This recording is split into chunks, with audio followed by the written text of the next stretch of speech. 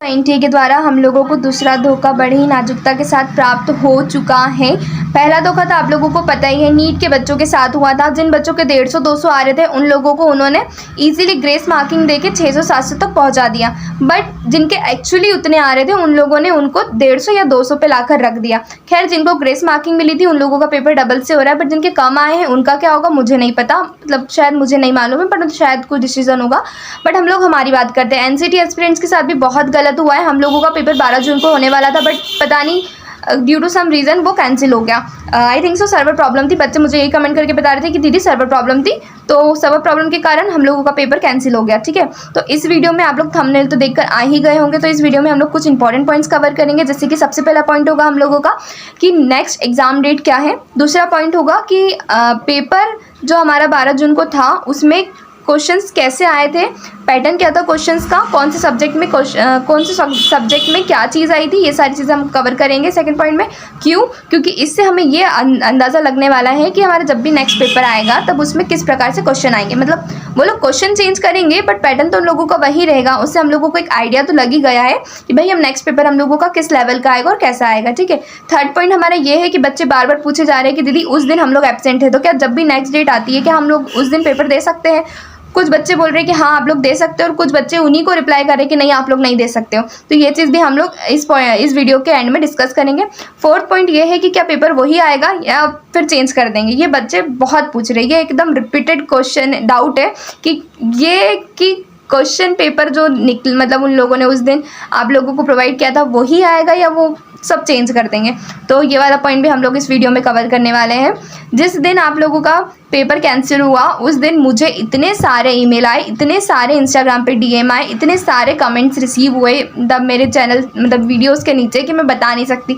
मैंने पर्सनली बहुत कम बच्चों को रिप्लाई किया था क्योंकि मैं खुद ट्रैवल कर रही थी, तो मैं खुद शॉक भी थी। पता है, मैं खुद ट्रैवल कर रही थी, मेरे पास टाइम नहीं था आप लोगों के साथ इंटरेक्ट करने का, और मैं खुद शॉक थी कि ऐसा आज तक सालों में आज तक कभी एनटीए ने इतनी बड़ी गलती नहीं करी है, बट फिर भी उन लोगों से ये गलती कैसे हो गई आई डोंट नो।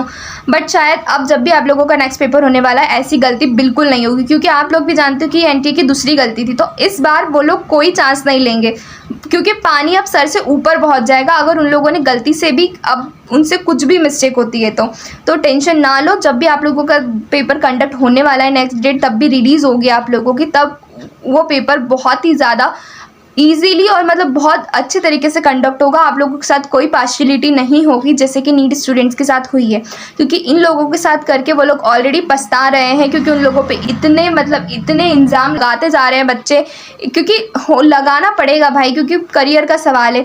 तो आप लोग टेंशन ना लो। बच्चों को सोचेंगे कि भाई नीट के बच्चों के साथ हो गया है तो हम लोगों के साथ भी हो सकता है, बट नहीं, आप लोगों के साथ ऐसा कुछ नहीं होगा। आप ईमानदारी से पढ़ाई कीजिए, ईमानदारी से अपना जो भी रिजल्ट होगा आप लोगों को एक्सेप्ट करना पड़ेगा। आपको कोई ग्रेस मार्किंग नहीं मिलेगी, या फिर जिनके ज़्यादा आ रहे हैं उनको किसी को कम नंबर नहीं मिलेंगे। ठीक है, नीट के बच्चों के साथ जो हुआ वो हुआ, आप लोगों के साथ ऐसा कुछ नहीं होगा। जो नेक्स्ट डेट होगी वो जल्दी रिलीज़ होने वाली है, और जो भी देखो डेट की बात कर लेते हैं हम लोग। तो डेट कब आएगी, सबसे पहला हमारा पॉइंट है डेट वाले। ठीक है, एक्सपेक्टेड डेट क्या है, जो भी नेक्स्ट डेट आने वाली है एनसीटी एग्ज़ाम की वो क्या है। तो देखो ऐसा है कि 10 दिन तक तो आप लोगों का पेपर नहीं ही होगा। उन लोगों को पेपर बनाने में सब कुछ वापस से अरेंज करने में टाइम लगेगा। तो 10 to 15 डेज़ आप लोग मान के चलो कि इस बीच में 10 डेज़ तक तो आपका पेपर नहीं शेड्यूल होगा।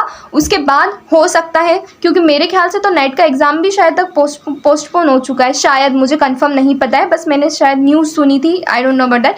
बट फिर भी आप लोगों को मैं बताना चाहती हूँ कि आप लोगों का पेपर 10-12 दिन तक तो नहीं ही शेड्यूल्ड होगा, उसके बाद ही होगा। ठीक है, क्योंकि उन लोगों को भी टाइम लगेगा पेपर बनाने में, सब कुछ मैनेज करने में, सब कुछ अरेंज करने में। तो ठीक है, उस चीज़ का आप लोग टेंशन मत लो, थोड़ा सा टाइम है आपके पास और अच्छे से प्रिपेयर कर सकते हो। ठीक है, ये हमारी हो गई इस चीज़ की बात। हम सेकंड पॉइंट पे चलते। सेकंड पॉइंट हम लोगों का क्या है, सेकेंड पॉइंट में ये है कि सिलेबस किस पोर्शन मतलब जो भी आप लोगों का पेपर आया था उसमें पैटर्न क्या था और किस प्रकार से क्वेश्चंस आए थे, कहाँ से क्वेश्चंस आए थे। तो इसका जवाब मैं दे सकती हूँ, क्योंकि कुछ बच्चे ऐसे थे जिन्होंने इतने कम टाइम में 4-5 सेक्शन फटाफट अटैम्प्ट कर लिए थे और उनको रटा भी गया कि कौन कौन से क्वेश्चन थे। बच्चे मुझे कमेंट करके बोलते दीदी अगर वही पेपर रिपीट हुआ ना तो मेरे पूरे नंबर आएंगे, क्योंकि उनको हर एक क्वेश्चन याद है। ठीक है, तो मैं आप लोगों को भी बोलती हूँ अगर आप लोगों को भी कोई क्वेश्चन याद है तो आप लोग कमेंट सेक्शन में उस क्वेश्चन को लिखिए, क्योंकि हम सब जब मिलकर ही इस चीज़ पे काम करेंगे तभी हम लोग वो चीज़ तैयार कर पाएंगे। अगर हम सब मतलब जिसको भी जो भी याद आ रहा है अगर आप लोग वो भेजते हो तो हम उसे कंबाइन करेंगे और आप लोगों के साथ ही मैं शेयर करूँगी, कोई पेड कोर्स में शेयर नहीं कर रही हूँ। आप लोगों के साथ फ्री ऑफ कॉस्ट यूट्यूब पे ही मैं आप लोगों के साथ वो चीज़ शेयर करूँगी। तो आप लोगों को जिनको भी कुछ भी याद है कि कौन सा क्वेश्चन आया था, कहाँ से आया था, बेझिझक आप मुझे पर्सनली भी भेज सकते हो इंस्टाग्राम पे, या फिर आप लोग मेरी ईमेल आईडी पे भी क्वेश्चंस भेज सकते हो, या फिर इस वीडियो के कमेंट सेक्शन पे भी भेज सकते हो। वैसे तो हमारे पास काफ़ी सारे क्वेश्चंस आ चुके हैं क्योंकि बच्चों ने ऑलरेडी भेज चुके हैं, बट फिर भी आप लोगों को भी बोलती हूँ, कभी आप लोगों को कुछ आइडिया हो, कुछ याद हो तो आप भेजिए, ताकि सबकी हेल्प हो। मतलब सबकी हेल्प होगी, आप लोगों की भी होगी, ठीक है। आप सेल्फिश होकर मत सोचिएगा कि भाई हमें याद है दूसरों को पता चल जाएगा। ऐसे अगर सब सोचेंगे तो कुछ क्वेश्चन उन्हीं को पता रहेंगे और कुछ क्वेश्चन आप ही को पता रहेंगे, ठीक है। तो कोशिश कीजिए कि सब लोग कमेंट सेक्शन में क्वेश्चन भेजते रहिए, ताकि हम लोग उसे कंबाइन करके एक तो पूरी तरीके से आप लोगों के लिए सही मटेरियल हम लोग बना सके, ठीक है। तो ये बात हो जाती है उसकी। अब मैं बता देती हूँ किस क्वेश्चन से कहाँ से क्या चीज़ आई थी, ठीक है। तो देखो, सबसे पहले तो हम लोग हमारे टीचिंग एप्टीट्यूड की बात करेंगे कि टीचिंग एप्टीट्यूड का ओवरऑल पेपर कैसा था। तो मैंने जैसे कि आप लोगों को मेरे हर एक वीडियो में बोला था, अगर टीचिंग एप्टीट्यूड का आप लोग समझ सकते हो, अगर आप लोगों ने टीचिंग एप्टीट्यूड समझ लिया कि क्या लिखा है और खुद से रिलेट कर लिया, तो आप टीचिंग एप्टीट्यूड का पेपर बहुत ही इजीली निकाल लोगे। तो वही चीज़ हुई थी पेपर में। बच्चे कमेंट कर रहे थे दीदी इजी था पेपर, बस समझने की देर थी। मतलब अगर हम लोग उसे हम रिलेट करें, हम खुद अपने आप को टीचर समझ के उस चीज़ को सॉल्व करते हैं, तो हम लोग इजीली उस चीज़ का आंसर दे पा रहे थे, ठीक है। तो अंडरस्टैंडिंग की बात थी वहाँ। तो अगर आप समझ गए तो आप लोग इजीली टीचिंग एप्टीट्यूड का पेपर निकाल सकते थे, ठीक है। अब हम लोग हमारे जीटी का बात करते हैं। तो जीटी में एडवांस लेवल का मैथ्स आया था आप लोगों का, तो उसमें आप लोगों को थोड़ा सा टफ पड़ा होगा। स्पेशली जो बच्चे मैथ्स के नहीं होते हैं उन लोगों को तो पड़ा होगा थोड़ा बहुत टफ। बाकी जो बच्चे मैथ्स के थे उन लोगों को भी मेरे अकॉर्डिंग तो लगा होगा, क्योंकि भाई जनरल टेस्ट है वो, तो थोड़ा सा वो पोर्शन थोड़ा जनरल टेस्ट का थोड़ा सा आप लोगों का एडवांस लेवल का था। मतलब आपके अकॉर्डिंग इजी टू मॉडरेट तो नहीं था, वो थोड़ा सा हाई हो गया होगा जहाँ तक मुझे लगता है, क्योंकि बच्चे तो मुझे इसी प्रकार से बता रहे हैं, ठीक है। तो ये भी होगी जनरल टेस्ट की बात। और जनरल टेस्ट में आप लोगों को ज़्यादा फोकस देना है, जितना टाइम बचे जनरल टेस्ट को दो, ताकि उससे स्कोरिंग आपकी कम होने की बजाय ज़्यादा हो, ठीक है। और फिर हम लोग हमारी बात करते हैं मैथ्स की। तो मैथ्स का पेपर तो I think so easy to moderate ही था मेरे ख्याल से, क्योंकि बच्चे मुझे कमेंट करे कि दीदी इतना टफ नहीं था, ठीक ठाक था, बट टाइम कंज्यूम कर रहा था वो जो भी क्वेश्चंस थे। तो उसको आप देख लीजिएगा, ठीक है, मैथ्स वालों को। और बायो का पेपर भी आप लोगों का ज़्यादा टफ नहीं था, इजी टू मॉडरेट लेवल का था, ये मुझे बताया गया है। तो बायो वाले स्टूडेंट्स, ये चीज़ अच्छी है कि बायो में आप लोगों को ज़्यादा टाइम नहीं लगेगा। अगर आप लोग पढ़ के गए होंगे तो आप लोग उसे ईजिली क्वेश्चन को रीड करके फटाफट आंसर दे सकते हो, ठीक है। अब हम लोग बात करेंगे हमारे फिजिक्स और केमिस्ट्री का। तो भाई फिजिक्स में न्यूमेरिकल्स कम आए थे। मैं चिल्ला के मेरे हर वीडियो में बोलती रही कि फिजिक्स में न्यूमेरिकल्स कम आएंगे, तो जो न्यूमेरिकल्स में काफ़ी ज़्यादा अच्छे हैं वो ही इस चीज़ पे टाइम वेस्ट करे और उसकी प्रैक्टिस करे। अदरवाइज जो बच्चा वीक है वो सिर्फ और सिर्फ थ्योरी पे फोकस करे। तो देखो, जैसा मैंने कहा था वैसा ही हुआ, न्यूमेरिकल्स बहुत कम आए थे, थ्योरी आप लोगों की ज़्यादा आई थी। अगर आप थ्योरी पढ़ के भी जाते हो तो ईजिली आप फिजिक्स में स्कोरिंग कर सकते थे, ठीक है। तो अब हमारे काय पे जाते हैं, हम हमारे केमिस्ट्री वाले पेपर में जाते हैं। केमिस्ट्री का भाई क्या रोल था। केमिस्ट्री में आप लोगों को ऑर्गेनिक के पोर्शन से ज़्यादा क्वेश्चंस आए थे, ठीक है। मैंने आप लोगों को ये भी कहा था कि रिएक्शन से डायरेक्ट क्वेश्चन पूछे जाते हैं। मैं आप लोगों को मैंने डायरेक्ट आप लोगों को ये बोल दिया था कि रिएक्शंस एकदम रट के जाना, मतलब जो रिएक्शंस है उसको डायरेक्ट पढ़ के जाना, क्योंकि मुझे पता था कि रिएक्शन से वो लोग डायरेक्ट क्वेश्चंस उठा के देंगे।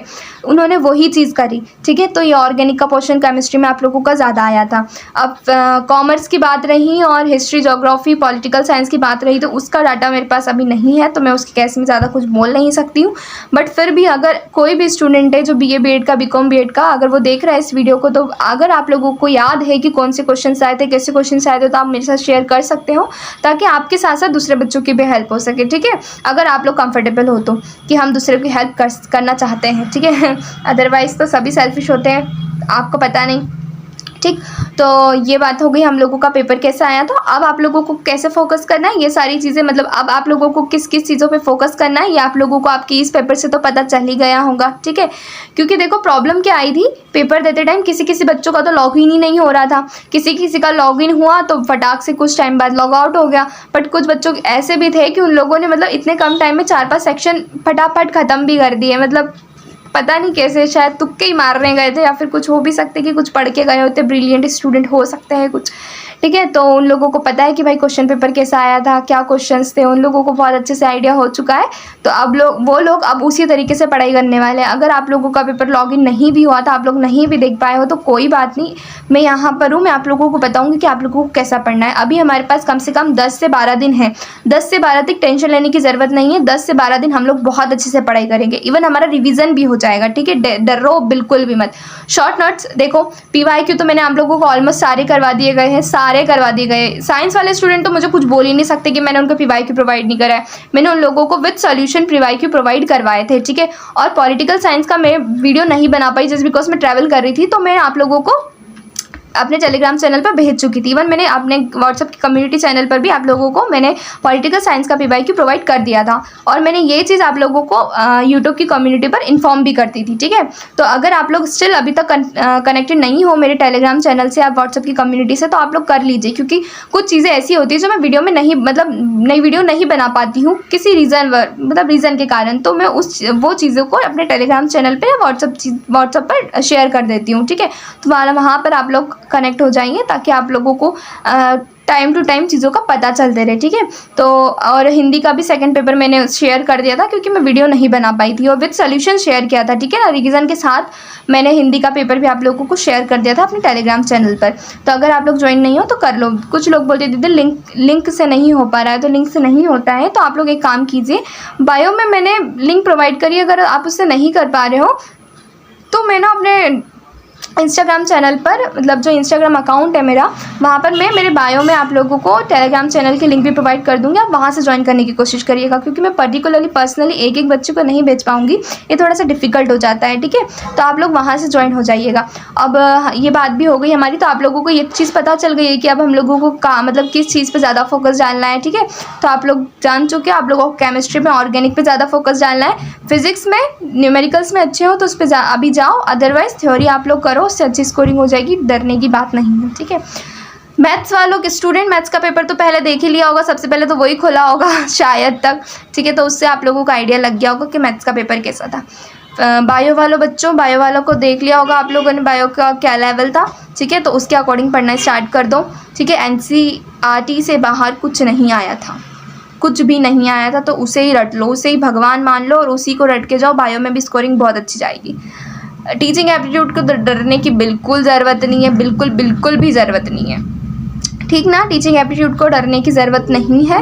टीचिंग एप्टीट्यूड को बस खुद से रिलेट करना, खुद को टीचर समझना और क्वेश्चंस के आंसर देते रहना। ठीक है, जनरल टेस्ट थोड़ा सा टफ आया था, तो उसको आप लोग कोशिश करना कि जो चीज़ें देखो उसमें ज़्यादा मैथ्स था। ठीक है, तो आप चाहो तो बाकी सब्जेक्ट्स में अच्छे परफेक्ट हो जाओ, ताकि अगर आपका यहाँ पर स्कोरिंग गिर भी रही है तो बाकी सब्जेक्ट्स इसको बैलेंस कर सके। ठीक है, तो कुछ ऐसा करके चलो, क्योंकि कुछ बच्चे बहुत ही ज़्यादा वाकई बहुत वीक होते हैं मैथ्स में, तो फिर कैसे वो लोग कर पाएंगे। तो अब पता नहीं पेपर कैसे बनाएंगे। देखो पेपर जो आया था उससे वो लोग टफ भी बना सकते हैं और इजी भी बना सकते हैं। हम कुछ प्रेडिक्ट नहीं कर सकते कि कैसा आने वाला है पेपर, बस हम लोगों को पैटर्न पता है और हमको ये चीज़ पता है कि NCERT के बाहर से कुछ नहीं आएगा, तो उसी से पढ़ो, वो ही पढ़ो। ठीक है, और ये बात आज सेकंड वाला पॉइंट भी हम लोगों का कंप्लीट हो गया। अब हम लोग हमारे थर्ड पॉइंट पे चलते हैं। आप कुछ बच्चे बोल रहे दीदी मैं 12 जून को एब्सेंट था या एब्सेंट थी, तो जब नेक्स्ट डेट आने वाली क्या मैं उस दिन पेपर दे सकता हूँ या दे सकती हूँ? तो देखो भाई ऐसा है, मेरे अकॉर्डिंग तो दे सकते हो। क्यों?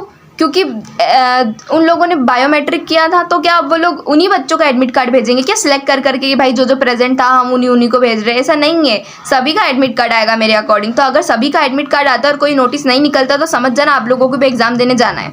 ठीक है, मेरे ख्याल से तो वो इससे रिलेटेड नोटिस नहीं ही निकालेंगे, क्योंकि क्या ही क्वेश्चन है कि हम लोग एब्सेंट थे तो हम नेक्स्ट एग्जाम हो रहा है तो हम लोग जा सकते हैं कि नहीं जा सकते? जा सकते हो भाई, इतना तो बुरा नहीं है NTA का सिस्टम। ठीक है, तो अगर एडमिट कार्ड आप उस बच्चे का भी आ रहा है जो उस दिन एब्सेंट था, तो आप लोग बेझिझक होकर जा सकते हो एग्ज़ाम देने। ठीक है ना, और आप लोगों की ईमेल ID पे NCERT की वेबसाइट पे एकदम एक्टिव रहिए, क्योंकि वो लोग आप लोगों को ईमेल भेजेंगे। आप लोग को 2-3 दिन पहले भी मतलब वो इन्फॉर्म कर सकते हैं कि 2 दिन बाद आप लोगों का पेपर है। तो आप लोग रोज़ चेक करिए, रोज़ रात में सुबह चेक करिए कि आपके ईमेल पे कोई ईमेल रिसीव तो नहीं हुआ है आप लोगों को, या फिर आप लोग NCERT की वेबसाइट पर रेगुलरली एक्टिव रहिए, बार बार जाके चेक कीजिए कि भाई कहीं कुछ न्यू नोटिस तो नहीं आया है। देखो क्योंकि ना ऑल ऑफ सडन होती है चीज़ें सारी, में हम लोगों के साथ भी ऑल ऑफ सडन हुई थी। जिन बच्चों को पता चल गया उन लोगों को पता चल गया, अदरवाइज बहुत सारे बच्चे रह गए थे, ठीक है, एग्ज़ाम नहीं देने को मिला क्योंकि उन लोगों को पता ही नहीं था कि कब एडमिट कार्ड निकल गया। तो ईमेल को बार बार चेक करते रहिएगा सुबह शाम, ठीक है, और जब तक आप लोगों का पेपर नहीं होता है, क्योंकि 10 दिन तक तो आई डोंट थिंक कि आप लोगों का पेपर हो रहा है, उसके बाद ही होगा, पहले भी हो सकता है, बट जहाँ तक मुझे लगता है इतनी जल्दी तो वो लोग नहीं करेंगे क्योंकि अभी नेट का भी पेपर है, ठीक। तो आपके पास अभी अच्छा खासा टाइम है, लेकिन वो ज़्यादा डिले भी नहीं करेंगे क्योंकि उन लोगों को पता है कि लास्ट टाइम उन लोगों ने हम लोगों का पेपर डिले किया था, उसके कारण हम लोगों को बहुत सारी प्रॉब्लम फेस करनी पड़ी थी। हमारा सेमेस्टर काफ़ी ज़्यादा पीछे चल रहा है, ठीक है, इन सब चीज़ों के कारण ही। तो वो ये चीज़ आप लोगों के साथ तो नहीं ही करेंगे, ये चीज़ अवॉइड करेंगे वो, और फटाफट आप लोगों का पेपर कंडक्ट करवाएंगे वो, ठीक। तो ज़्यादा डिले भी नहीं होगा और ज़्यादा जल्दी भी नहीं होगा। अभी आपके पास थोड़ा बहुत टाइम है, तो आप इस टाइम में अच्छे खासे तरीके से रिवाइज कर सकते हो और अपनी प्रिपरेशन को और अच्छी टाइट कर सकते हो, पक्की कर सकते हो, ठीक है। अब हमारी चौथी बात कर लेते हैं बच्चे तो बोल रहे हैं कि दीदी काश वो पेपर रिपीट हो जाए, हम लोगों के फुल नंबर आएंगे। तो देखो ये गलतफहमी में मत रहो, ठीक है ना, आप लोगों का कोई क्वेश्चन पेपर वही वाला रिपीट नहीं हो रहा है, क्वेश्चन पेपर चेंज आएगा। इतना तो NTA वाले भी है कि भाई थोड़े टाइम के लिए उन लोगों का मतलब पेपर में लॉगिन हो चुके हो आप लोग, तो फिर वो कैसे ये चीज़ करने दे सकते हैं आप लोगों को। ऐसा नहीं होगा, पेपर आप लोगों का चेंज आएगा, पेपर रिपीट नहीं होगा। तो ये गलतफहमी में ना पढ़ते हुए पढ़ाई करने पहुंच जाइए और पढ़ाई करने बैठ जाइए और पढ़ाई कीजिए, ठीक है। आप लोगों का पेपर कोई रिपीट नहीं हो रहा है। और पर ये जो चीज़ है वो बहुत गलत हुई है, क्योंकि कुछ बच्चे ऐसे थे जिन्होंने 500-500 800 किलोमीटर ट्रैवल किया वो पेपर देने के लिए, और उस दिन उनके साथ क्या होता है कि वो पेपर ही कैंसिल हो जाता है। वो बेचारे बच्चे, ना उन लोगों का रहने का साधन, ना खाने का साधन, वो लोग सेंटर पे पहुंचते हैं 2 बजे तक का वेट करते हो, 2 बजे जब पेपर देने जाते हैं तब उन लोगों के साथ इतनी गंदी चोट होती है। ये बहुत बुरा हुआ, लिटरली। एक बच्चे का कमेंट रिसीव हुआ कि दीदी ये हमारे साथ बहुत बुरा हुआ, अब तो पेरेंट्स भी गुस्सा कर रहे हैं कि भाई ये कौन सा सिस्टम होता है, अब हम पेपर दिलाने नहीं लेके जाएंगे। समझाओ पेरेंट्स को कि इस बार हो गया तो हो गया, अब नेक्स्ट टाइम NTA ऐसी गलती बिल्कुल भी नहीं करेगा, गलती से भी ये चीज़ नहीं करेगा, क्योंकि वो भी समझता है, उनका सिस्टम भी समझता है ये चीज़ को कि बच्चों को कितनी प्रॉब्लम आती है। एक तो उन लोगों ने पहले ही गलती कर दी कि बच्चों को आउट ऑफ स्टेट उन लोगों ने सेंटर प्रोवाइड कर दिया। जब उन लोगों ने अपने प्रेफरेंस में वो चीज़ सेलेक्ट ही नहीं करी तो उन लोगों ने कैसे प्रोवाइड कर दिया। मुझे तो यही चीज़ अभी तक समझ में नहीं आई। कुछ बच्चों ने मतलब 800 किलोमीटर किसको बोलते हैं भाई, इमेजिन करो, नहीं हो पाता है। बच्चे बार बार बोल रहे थे दीदी कि हमारा स्टेट आउट ऑफ स्टेट ही आ गया, मतलब हम कैसे जाएंगे, इतनी दूर नहीं हो पाएगा। मैं समझती हूँ वो चीज़ कि हम लोग हमारे स्टेट में कहीं दूसरी जगह जाते हैं तो ही हम लोगों को खाने का रहने का सब कुछ देखना पड़ता है, तो आप लोग तो आउट ऑफ स्टेट जा रहे हो, कितना प्रॉब्लम हुआ होगा। NTA ने ये चीज़ बहुत गलत की थी आप लोगों के साथ सिटी अलॉटमेंट में ही, बट फिर भी। और नेक्स्ट चीज़ ये कर दी, क्या बोल सकते हैं। अब आप लोग ईमेल करो, मेरे ख्याल से तो ईमेल भर के करते जाओ। ईमेल आईडी तो आप लोगों को पता ही होगी, हर नोटिस में वो लोग एक ईमेल आईडी आप लोगों को, उन लोगों की ईमेल आईडी देते हैं, भर के करते जाओ कि भाई ये क्या चल रहा है। मतलब एटलीस्ट उन लोगों को पता होना चाहिए कि बच्चे किस चीज़ को फेस कर रहे हैं। बस एक और चीज़ बतानी थी कि बस एक ही नोटिस निकला था आप लोगों का, और उसके बाद से तो अभी तक कोई नोटिस नहीं निकला है आप लोगों का। ये था वो नोटिस, ठीक है। तो क्या था इसमें, बस ये बताया गया था कि इतने बच्चे रजिस्टर्ड किए थे और 29,000 बच्चे प्रेजेंट थे। मेरे डाटा के अकॉर्डिंग मैंने आप लोगों को 52,000 के समथिंग बताया था। वो किस प्रकार से बताया था, क्योंकि 52,000 हम लोग जब फॉर्म फिल करते हैं ना, तब हम लोगों को लास्ट में पता चल जाता है डिजिट के अकॉर्डिंग कि भाई 52 नंबर के आसपास हमारा जो रजिस्ट्रेशन है वो हो रहा है, यानी कि हम लोगों का जो इतना फॉर्म ऑलरेडी भर चुके हैं और हम लोग इस नंबर पे हैं। तो उसके अकॉर्डिंग हम लोगों ने आप लोगों को बताया था कि 52,000 फॉर्म्स फिल हुए हैं, ठीक है। तो अब बच्चे बोलेंगे कि फिर 40,000 कैसे हुए, क्योंकि ऐसे कुछ बच्चे होते हैं जो कि रजिस्टर कर देते हैं लेकिन फॉर्म कंप्लीट नहीं करते, या कुछ बच्चे ऐसे भी होते हैं जो फ़ी पे नहीं करते टाइम से, तो उन लोगों का फॉर्म रिजेक्ट हो जाता है। कुछ बच्चे ऐसे भी होते हैं जो इन्फॉर्मेशन कुछ गलत प्रोवाइड कर दे तो उनका फॉर्म भी रिजेक्ट हो जाता। तो ये थे वो 10,000 बच्चे जिन्होंने ये गलती करी थी और उन लोगों का फॉर्म रिजेक्ट हो गया, ठीक है। तो 40,000 बच्चे हैं और 29,000 बच्चे प्रेजेंट थे। तो आप लोग देख सकते हैं कि कंपटीशन कितना ज़्यादा है, ठीक है। तो ये डाटा आप लोगों को NTA के द्वारा मिला है जो कि एकदम एक्यूरेट है। तो आप लोग इस डाटा के अकॉर्डिंग आप सोच सकते हो कि आप लोगों को मेहनत करनी है, पढ़ाई करनी है, वरना कुछ नहीं हो पाएगा, ठीक है। क्योंकि कंपटीशन ज़्यादा है। कितनी सीट्स हैं आप लोगों को ये भी पता है, और कितने बच्चे ने अप्लाई किया ये भी पता है और कितने प्रेजेंट है ये भी पता है। अब ये सोचो कि कुछ बच्चे नहीं प्रेजेंट हो पाए 12 जून को, अब वो बच्चे भी प्रेजेंट होने वाले हैं जो भी नेक्स्ट डेट निकलने वाली है। तो सोच लो 29,000 बच्चों से ज़्यादा बच्चे प्रेजेंट हो गए तो बस फिर ठीक। तो उन सब चीज़ों को ध्यान में रखकर अभी फ़िलहाल पढ़ाई करो, इधर उधर ज़्यादा ध्यान मत दो, ठीक है। जो होना होगा वो होगा, लेकिन आप लोगों के साथ कुछ धोखेबाजी नहीं होगी जैसे कि नीट के बच्चों के साथ हुआ था। जो जितना पढ़ोगे, जितना करके आओगे पेपर में, उसके अकॉर्डिंग आप लोगों को नंबर मिलेंगे और सब कुछ फेयर होगा, ठीक है। कोई धोखेबाजी नहीं होगी आप लोगों के साथ, अगर होती है तो हम लोग हैं, ठीक है। वैसे तो नहीं होगी क्योंकि NTA अब रिस्क तो नहीं लेगा, मेरे अकॉर्डिंग तो बिल्कुल नहीं लेगा, क्योंकि ऑलरेडी वो इतनी बड़ी बड़ी गलती कर रहा है उनका सिस्टम। तो आई डोंट थिंक अब वो रिस्क लेने वाला काम, कुछ भी काम करने वाले हैं। तो उसकी टेंशन ना लो और पढ़ाई पे ध्यान दो। जल्द से जल्द मैं आप लोगों के साथ जितने भी PYQ बच्चे हुए जल्द कोशिश करूँगी कि बहुत जल्दी प्रोवाइड कर सकूँ, ताकि आप लोग जब एग्ज़ाम का निकल जाए डेट उस टाइम पीरियड तक फिर अच्छे से खासे मतलब अच्छे तरीके से रिवीजन ही करते रहो और आप लोगों की जो भी प्रिपरेशन है उसको और स्ट्रॉन्ग करते रहो, ठीक है। नोट्स की बात रही तो भाई फाइनली मैं अपने घर पे हूँ, तो मेरे जो नोट्स है स्पेशली केमिस्ट्री के आप लोगों के साथ शेयर करूँगी जल्द से जल्द, ताकि आप लोगों को जो रिएक्शंस है वो रिएक्शंस बस रटो, वहाँ जाके वो रिएक्शंस को बस देखो। यहाँ रट के जाओगे ना तो वहाँ देखते से ही बता दोगे कि हाँ भाई इसका आंसर ये है, क्योंकि मैंने बहुत इजीली वो रिएक्शंस को रेडी किया था अपने पेपर के टाइम। अब वो चीज़ मैं आपके साथ शेयर करूँगी जल्द से जल्द, और उससे आप लोगों का ऑर्गेनिक जो केमिस्ट्री था, ऑर्गेनिक केमिस्ट्री का जो भी पोर्शन था वो बहुत ही ईजी तरीके से, अच्छे तरीके से स्मूथली निकल जाएगा और अच्छी स्कोरिंग हो जाएगी, ठीक है। टेंशन की बात नहीं है। NTA ने बहुत गलत किया है वैसे तो। एक बच्चा मैसेज करता है दीदी हम 3 दिन से कर्नाटक में थे पेपर के कारण, लेकिन पेपर ही नहीं हुआ। सो बहुत गलत हुआ। कमेंट सेक्शन, आप मेरे वीडियो के नीचे के कमेंट्स पढ़ना। बच्चे बोल रहे थे पैसे वापस करो, NTA ने अच्छा नहीं किया, धोखा किया, स्कैम किया, मतलब इतना बोल रहे हैं। ठीक है भाई, अब जो होना था वो तो हो गया। वो चीज़ मैं भी समझती हूँ कि बहुत गलत किया है। बच्चे आउट ऑफ स्टेट गए, इतना दूर ट्रैवल किया और मतलब इतना पैसा भी लगता है, सब कुछ लगता है, उसके बाद ये चीज़ हो जाए तो वो बहुत बुरी होती है। बट कोई बात नहीं भाई, अब हम लोग कुछ नहीं कर सकते, हमारे हाथ में कुछ नहीं है। पेरेंट्स को मनाओ, अगर पेरेंट्स नहीं मान रहे तो बोलो कि अब ऐसा कुछ नहीं होगा और ये जो करियर ऑप्शन है ये बहुत अच्छा है, बहुत बहुत ज़्यादा बेस्ट है। आप लोगों का फ्यूचर एकदम सिक्योर रहेगा अगर आप इस चीज़ में एनरोल होते हो तो, ठीक है। तो बिना किसी झिझक के नेक्स्ट पेपर मतलब जो भी डेट निकलने वाली उस डेट की तैयारी करो और अच्छे से प्रिपेयर करो। बाकी हेल्प के लिए तो मैं हूँ।